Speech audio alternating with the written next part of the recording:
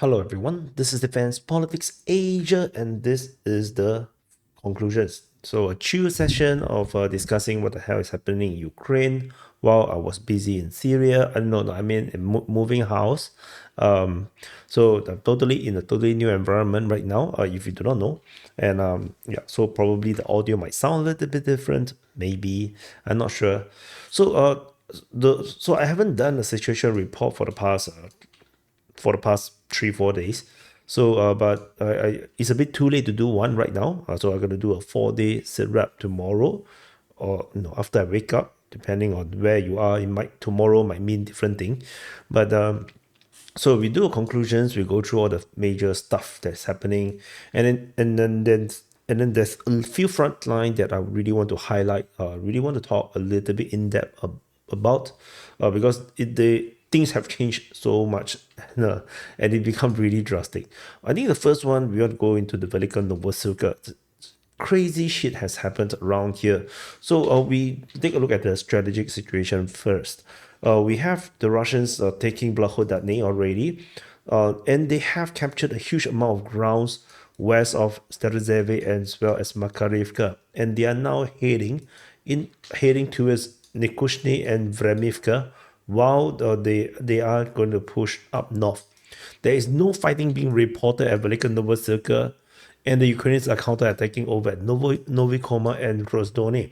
Russians are trying to push back, and there's shelling reported at some these pre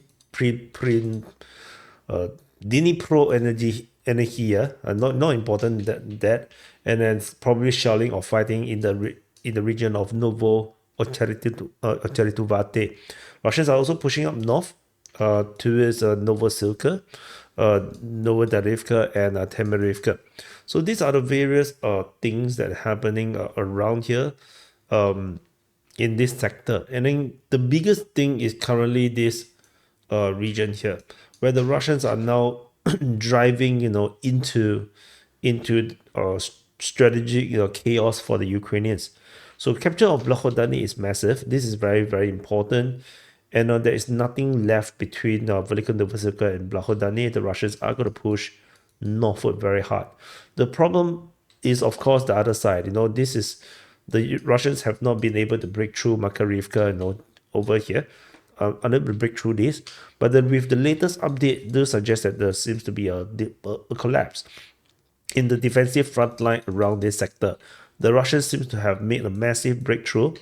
Sorry for my arrows, terrible arrows today.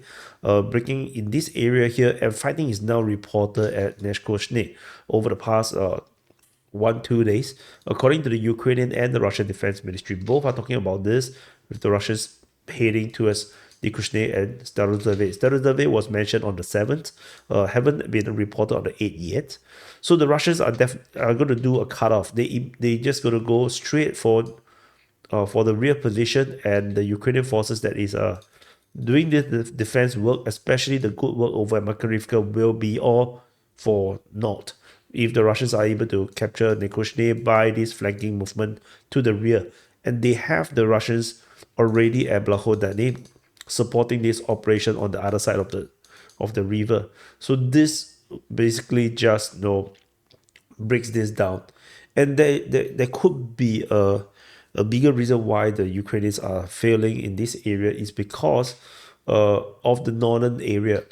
The Russians previously have this massive flanking operation towards Novi Koma, and they almost captured it. And the Ukrainians launched this major counteroffensive in this sector over at Novi Koma as well as Rozdone.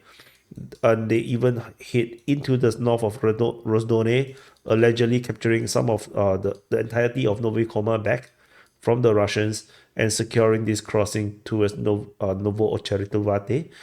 And this effort in pushing the Russians back in this area might be coming from a diversion. Ukrainian forces may be diverted from this Vremivka side of the river of the I think this Sukyali River. No, sorry, it's Mokriali River. So almost there. No, one word wrong. So redeployment of Ukrainian forces to focus on preventing the collapse of Novosilka might have contributed to the lack of defense or lack of troops or reinforcement towards the south, where the Russians suddenly make a major push in this sector. So I'm not sure what's worse, collapsing Velika Novosilka, the entire eastern bank, or losing Makarivka, Starozeve, and potentially Neshkoshne. I'm not sure what's worse.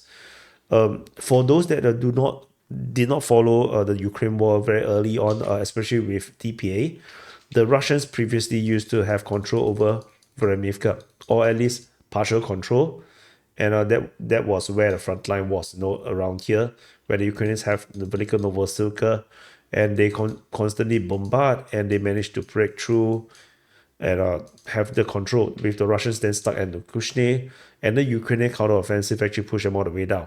Russians previously seems to also have Novosilka, if I'm not wrong. They definitely have Rivnopil. The front line was pretty much around this sector, something like this.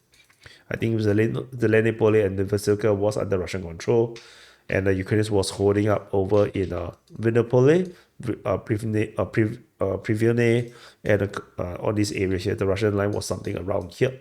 So this was previously where the line was.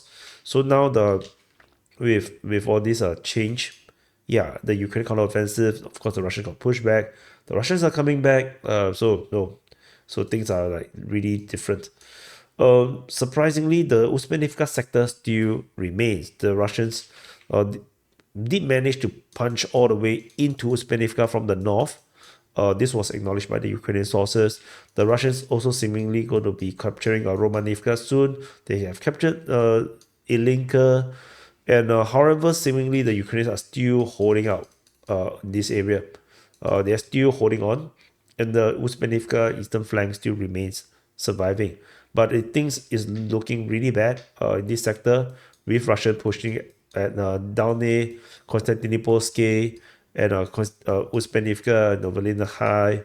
So yeah, it's not good. I think this is the G spot here, and the Ukrainians will have to go out from here. So anyway, we shall see how this continues to play out. It's just surprised that it has not fallen. Kurakovo also held very strongly. The Ukrainians are doing a good job preventing Russians from having some quick success to become like Syria. Otherwise, I think the other significant is in the Pokrov sector, where the Russian tentacles up Zofte's ass is still continue in this area here. Russian forces this time around have entered into Shevchenko, Virobzhenia. They're almost entering into Novotroitsky. They are flanking south to eventually hit the south of Novotroitsky. And in the process, they also seem to have captured Novopustinka, and Zofte has been captured. The Chensky is getting flanked on the east, and the Russians also entered there. So they entered into so many places. It's like very penetrative, like 1, 2, 3, 4, and the latest we have, I think, reported towards Zeleny as well.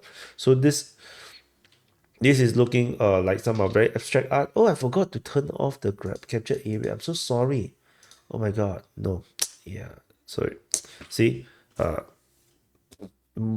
new place, no, very complicated. No, the brain is not working. Everything feels different. No, so, but yeah, I should turn this movie off. Yeah, this conclusion is already screwed. It's like no, so unprofessional. Yeah, but yeah. So this is what it looks like right now. Terrible reporting. Subscribe. Subscribe. Punish me by liking the video. Make me feel like horrible. Like it, then I will feel horrible. And subscribe. To tell me that you hate me. And another major thing that happened is at Torex. The Ukrainians finally have conceded the entire Zabalka region. The entire region here is just not holdable, and eventually now in the latest mapping they have accepted that the Russians have captured all of Zabalka district, and they have closed down to the industrial zone where the main fighting is currently happening. The Russians indeed going through the two hills have actually entered into the the rear position of the Ukrainians, causing an encirclement around the industrial zone.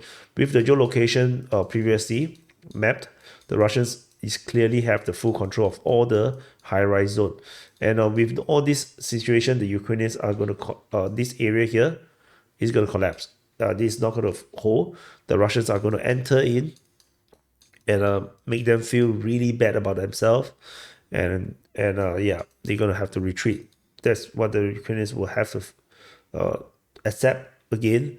That yeah, they're yet in yet another potential encirclement, and yet they have to escape from yet another encirclement. A lot of heroic details they can make into movies. So it's it's not a lose, it's a win-win situation, I would say. So that's the other major things. Another major big thing that I really want to talk about, I really want to share is mainly is in this Vorishna sector. So the Ukrainians have captured, recaptured Novolimsk, and however the Russian salient, the beachhead or bridgehead across the Oskil River south of Voreshna, it still exists. There is report of fighting at Zapadne, according to the Ukrainian Defense Ministry on the 6th. However, on the 7th, they mentioned Masyutivka. I wonder if there is an indication of the Ukrainians managed to retake this position, causing the fighting to be nearer to Masyutivka than Zapadne. We are not sure, but this sector is definitely a huge distraction for the Ukrainians, drawing attention from elsewhere to come to reinforce this front. So otherwise, everything else still seems to be like a drag. It don't make sense. The front line don't change. Ukraine is either doing very well or the Russians are just playing them. So whatever it is, yeah, that's what it is. And the last, I want to talk about Kursk. Kursk, the Ukrainians are doing some counteroffensive, particularly aiming at Novo Ivanovka as well as Darino. So these are the two counteroffensive actions. While the rest of the front line doesn't seem to have much changes. Strategically, it's pretty much more or less the same. Fighting at Novo Ocheretine, Malaya Loknia, Viktorovka, Nikoski, Leonidovo, where's this place? I forgot. Alexandria, no, oops. Novo Ivanovka, Zelenik, Klin, Lebedevka, Svediklovo, Nikolaevo Darino. So the Russians are still pushing in this entire flank, this entire region in a massive counter-offensive operation. So the Ukrainians are counter-attacking in limited places, even geolocated south of Pogrebki.